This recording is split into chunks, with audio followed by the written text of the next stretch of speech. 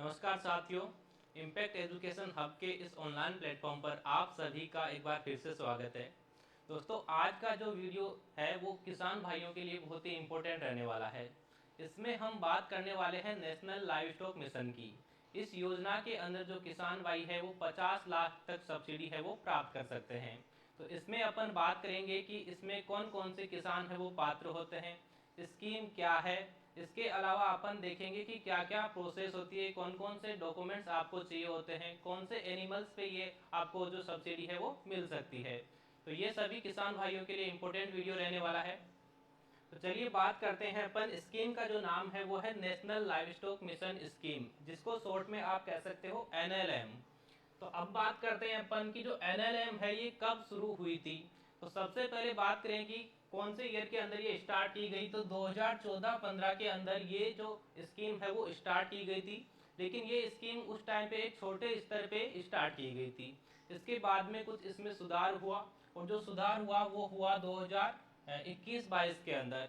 उसमें इस जो स्कीम है, प्रोजेक्ट है, इसको बड़ा कर दिया गया, जिसमें आप 50 लाख तक सब्सिडी है वो प्राप्त कर सकते हो। तो अब अपन बात करेंगे कि क्या इसकी प्रोसेस रहती है, कौन से आपको डॉक्यूमेंट्स चाहिए होते हैं, कौन से एनिमल्स पाल के आप सब्सिडी है वो ले सकते हो। तो सबसे पहला है entrepreneurship development in ship and goat, यानी आप क्या पाल सकते हो भाई, भेड़ पाल सकते हो या बकरी पाल सकते हो। शिप या गोट, भेड़ या बकरी। तो कोई किसान भाई है ऑलरेडी अगर वो बकरी पाल रहा है, भेड़ पाल रहा है, तो वो भी इस योजना का फायदा है वो ले सकता है।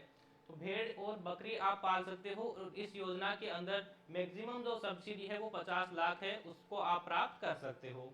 इसके अलावा आप पोल्ट्री हेचरी यूनिट है वो लगा सकते हो। इसके अलावा पिगरी यानी सुअर पालन आप कर सकते हो। इसके अलावा फोडर एंड फीड है, उसकी अवेलेबिलिटी है, उपलब्धता है, उसको आप बढ़ा सकते हो। जैसे साइलेज आपने बना लिया, तो उस प्रकार से आप ये सब्सिडी है वो प्राप्त कर सकते हो इन सभी पे।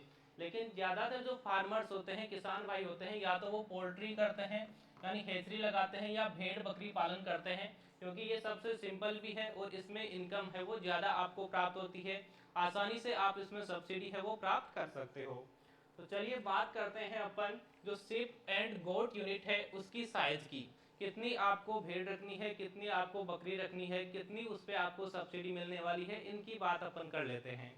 तो अगर अपन बात करें भेड़ और बकरी पालन की, तो आपके पास में जो फीमेल है वो तो होनी चाहिए 100, कम से कम मैं बात कर रहा हूँ 100 आपके पास में बकरी होनी चाहिए, और 5 आपके पास में बकरे होने चाहिए। यानी टोटल आपके पास में 105 एनिमल की स्ट्रेंथ होनी चाहिए, भेड़ या बकरी दोनों की। अपन बात करें, या तो आप बकरी पालन कर सकते हो या भेड़ पालन कर सकते हो। तो 105, जिसमें 100 तो आपके पास में फीमेल रहेगी यानी बकरियां रहेगी, और 5 आपके पास में बकरे रहेंगे। और उस पर जो सब्सिडी आपको मिलने वाली है वो मिलेगी 10 लाख रुपए। 10 लाख तक आप इसमें सब्सिडी है वो प्राप्त कर सकते हो। इसके अलावा आपकी जो हर्ड साइज है उसको आप इंक्रीज भी कर सकते हो। जैसे 200 कर सकते हो, उसमें 10 आपको मेल रखने हैं, 200 आपको फीमेल रखनी है यानी बकरियां रखनी है या भेड़ आपको रखनी है। उस पर आपको सब्सिडी मिलेगी 20 लाख। अगर आपने स्ट्रेंथ और बढ़ा दी, संख्या आपने और बढ़ा दी, 300 आपने कर ली, तो 300 पे 15 आपको मेल रखने होते हैं, नर रखने होते हैं, और 300 आपको मादा रखनी है। उस पर आप 30 लाख तक सब्सिडी है वो प्राप्त कर सकते हो। इसके अलावा 400 है, तो 400 पे आप 40 लाख तक सब्सिडी प्राप्त कर सकते हो। 500 है, उस पे आप 50 लाख तक सब्सिडी है वो प्राप्त कर सकते हो। तो मैक्सिमम इसमें आप 50 लाख तक सब्सिडी है वो प्राप्त कर सकते हो। लेकिन इसके अंदर आपको ध्यान रखना है कि जो भी नस्ल आप काम में लोगे, जो भी नस्ल आप पालने वाले हो, वो एक ही होनी चाहिए। अलग अलग नस्ल के एनिमल्स उसमें नहीं होने चाहिए, सेम ब्रीड वो होनी चाहिए। फिर अपन बात करते हैं कि जो सब्सिडी आपको मिलने वाली है वो किस किस पे मिलने वाली है, कौन कौन सी चीजें हैं जिन पे आपको सब्सिडी प्राप्त होने वाली है। तो सबसे पहले जो आप हाउस बनाओगे, उनके लिए शेड जो बनाओगे, बाड़ा जो आप बनाओगे, उस पे आपको सब्सिडी प्रोवाइड करवाई जाती है। इसके अलावा किड, छोटे जो किड होते हैं, बच्चे होते हैं, या जो बीमार एनिमल होते हैं, सिक एनिमल होते हैं, उन पे जो बाड़ा अपन बनाते हैं उन पे आपको सब्सिडी मिलती है। इसके अलावा जो डोई है या बक है, मेल है, उसके जो कॉस्ट लगता है, उसकी जो लागत लगती है शुरुआत में, उसमें उसमें आपको सब्सिडी प्रोवाइड होती है। इसमें जो खर्चा आता है ट्रांसपोर्टेशन का, उस पर आपको सब्सिडी मिलती है। फोडर कल्टीवेशन, उस पर आपको सब्सिडी मिलती है।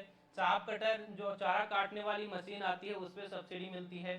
यानी एक टाइम में जो शुरुआत में जो चीज़ें आपने को चाहिए होती है उन पे आपको सब्सिडी मिलती है, बाद में जो वर्किंग कैपिटल होता है उस पर आपको सब्सिडी नहीं मिलने वाली है। यानी जो लेबर हो गई, उसका बाद में जो चारा दाना आप लाओगे या बिजली का बिल है, तो इन सब पे आपको सब्सिडी नहीं मिलने वाली है। एक बार जो शुरुआत में आपके खर्चा लगता है उस पर आपको सब्सिडी मिलने वाली है।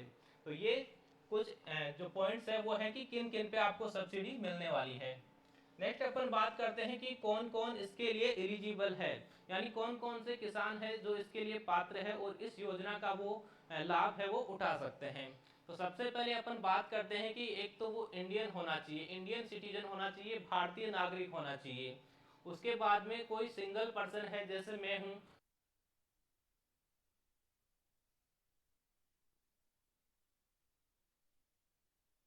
कि उसने पहले कोई पशुपालन किया है या नहीं किया है।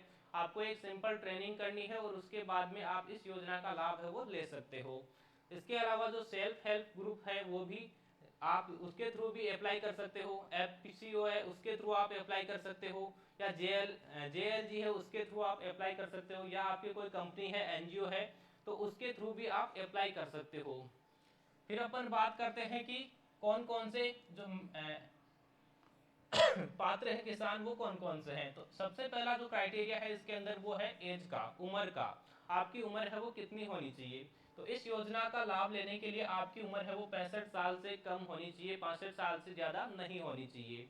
इसके अलावा आपके पास में लैंड होनी चाहिए, और अगर आपके पास में लैंड खुद की नहीं है, भूमि आपके पास में खुद की नहीं है, तो वो आप लीज पे भी ले सकते हो, यानी खुद की लैंड हो या आप लीज पे भूमि लो। इसके अलावा अगर ब्लड रिलेशन है, जैसे आपके पिता के नाम पे आपकी भूमि है, तो आपको एक एग्रीमेंट, सिंपल एग्रीमेंट करवाना होता है, और उसका भी आप एग्रीमेंट लगा के इस योजना का लाभ है वो ले सकते हो। इसके अलावा आपको कोई ट्रेनिंग करनी पड़ेगी, एक्सपीरियंस आपको चाहिए होता है कि आप आसानी से पशुपालन कर सकते हो। उसके लिए आपको या तो कोई ट्रेनिंग करनी पड़ेगी, या जो वेटनरी डॉक्टर है उससे आपको अप्रूव करवाना पड़ेगा कि ये पहले से है वो लाइव स्टॉक फार्मिंग है वो कर रहा है। तो उसके लिए आपको गवर्नमेंट जो इंस्टीट्यूट है उससे आप ट्रेनिंग प्राप्त कर सकते हो।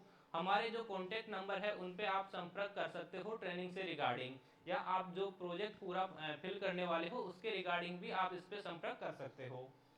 नेक्स्ट, इसमें एजुकेशन आपकी क्या है, यानी कहाँ तक आप पढ़े हो, कास्ट आपकी क्या है, ये सब जो है वो मैटर नहीं करता है। अगर आप अनपढ़ हो तो भी आप इस योजना का लाभ है वो ले सकते हो, जरूरी नहीं है कि आप पढ़े लिखे हो। तो सभी किसान भाई है वो इस योजना का आसानी से लाभ ले सकते हैं और सब्सिडी है वो प्राप्त कर सकते हैं। नेक्स्ट अपन बात करते हैं डॉक्यूमेंट्स की, यानी कौन कौन से जो डॉक्यूमेंट्स है वो आपको चाहिए होंगे इस योजना के लिए। तो सबसे पहले अपन बात करते हैं, एक तो आपको ट्रेनिंग करनी पड़ेगी, जो भी गवर्नमेंट इंस्टीट्यूट है उनसे आप ट्रेनिंग कर सकते हो, या एक्सपीरियंस आप वहां से ले सकते हो। इसके अलावा आपके पास में लैंड होनी चाहिए, भूमि होनी चाहिए, खुद की हो या लीज पे आप ले सकते हो। इसके अलावा जो बैंक है वो आपका सैंक्शन करना चाहिए प्रोजेक्ट को, तब जाके आपको जो सब्सिडी है वो मिलने वाली है। इसके अलावा KYC से रिलेटेड जो भी डॉक्यूमेंट्स बैंक मांगता है वो आपको उनको प्रोवाइड करवाने होंगे। तो चलिए बात कर लेते हैं। सबसे पहले अगर आप इस योजना का लाभ लेने वाले हो और अप्लाई इस योजना में करने वाले हो, तो कौन कौन से डॉक्यूमेंट्स है वो आपके पास में होने चाहिए। सबसे पहले बात करते हैं पैन कार्ड की। तो आपके पास में पैन कार्ड होना चाहिए, आधार कार्ड आपके पास में होना चाहिए, आपके पास में एजुकेशन है, आपने कहाँ तक पढ़ाई की है, अगर की है तो उसका सर्टिफिकेट आप लगा सकते हो, या कास्ट सर्टिफिकेट आप लगा सकते हो। ये जरूरी नहीं है, अगर आप अनएजुकेटेड हो, अशिक्षित हो, तो भी इस योजना का लाभ है वो ले सकते हो। एड्रेस प्रूफ आपको लगाना होगा। एड्रेस प्रूफ में आप वोटर ID लगा सकते हो, या बैंक डिटेल है वो लगा सकते हो, रेंट एग्रीमेंट आप लगा सकते हो, इलेक्ट्रिसिटी जो बिजली का बिल होता है वो भी आप इसके अंदर लगा सकते हो। इसके अलावा आपकी पासपोर्ट साइज की कुछ फोटो चाहिए होती है। इसके अलावा 6 महीने का जो बैंक स्टेटमेंट है, आपका जिस बैंक में खाता है, जिस बैंक से आप लोन लेने वाले हो, तो आपका वो 6 महीने का स्टेटमेंट आपको लगाना होगा। इसके अलावा एक कैंसिल चेक, जो बैंक से चेक बुक होती है, तो कैंसिल चेक आपको इसमें लगाना होता है। जिस बैंक से आप लोन लेने वाले हो उसी बैंक का आपको कैंसिल चेक है वो इसमें लगाना होगा। इसके अलावा ट्रेनिंग सर्टिफिकेट आपके पास में होना चाहिए, और ट्रेनिंग आपको करनी है गवर्नमेंट इंस्टीट्यूट से, सरकारी इंस्टीट्यूट से आपको ट्रेनिंग करनी है, और वो सर्टिफिकेट भी इसमें चाहिए होता है। इसके अलावा सबसे जो इम्पोर्टेंट है वो है DPR, डिटेल्ड प्रोजेक्ट रिपोर्ट। और ये स्पेशल जो पर्सन होते हैं वही ये डीपीआर बना पाते हैं, मैं या आप है वो ये डीपीआर बना नहीं पाओगे। तो इसके लिए भी अगर आपको डीपीआर पूरा प्रोजेक्ट आपको फिल करना है तो हमारे जो नंबर आपको स्क्रीन पे दिखाई दे रहे हैं तो उनसे आप कांटेक्ट करके अपनी डीपीआर है वो बनवा सकते हो। इसके अलावा जो लैंड डॉक्यूमेंट है वो आपको चाहिए होगा, अगर खुद की लैंड है तो वो डॉक्यूमेंट्स आप लगा सकते हो। अगर आप लीज पे भूमि ले रहे हो तो कम से कम आपको जो लीज करना है वो 4 साल और 11 महीने का करना है, तो आप ये डॉक्यूमेंट्स लगा सकते हो। इसके अलावा जीआई टैगिंग फोटोग्राफ्स आपको चाहिए होगी। जिस जगह पे आप अपना शेड बनाना चाहते हो, बाड़ा आप बनाना चाहते हो, वहां से आपको गूगल मैप के थ्रू एक फोटो लेनी है और वो फोटो इस पे अप्लाई आपको करनी होती है साथ के अंदर। उस जगह पहले से कोई निर्माण नहीं होना चाहिए। जब आप प्रोजेक्ट शुरू करने वाले हो तो शुरुआत के अंदर आपको ना तो कोई कंस्ट्रक्शन करना है, ना कोई आपको बाड़ा बनाना है, ना आपको एनिमल रखने हैं। जब आपका अप्रूवल हो जाता है उसके बाद में ये सारी प्रोसेस आपको करनी है। इसके अलावा पर्सनल फोटोग्राफ्स आपको चाहिए होगी। अगर आप कोई सेक्शन 8 के थ्रू आपकी कंपनी है या एनजीओ है तो उसका जो जीएसटी रजिस्ट्रेशन है वो आपको चाहिए होता है, लेकिन अगर फार्मर है तो उसको ये सब चीज़ों की आवश्यकता नहीं होती है। सिंपल डॉक्यूमेंट से ज़्यादा कोई हार्ड नहीं है, आसानी से आप इस योजना का लाभ है वो ले सकते हो।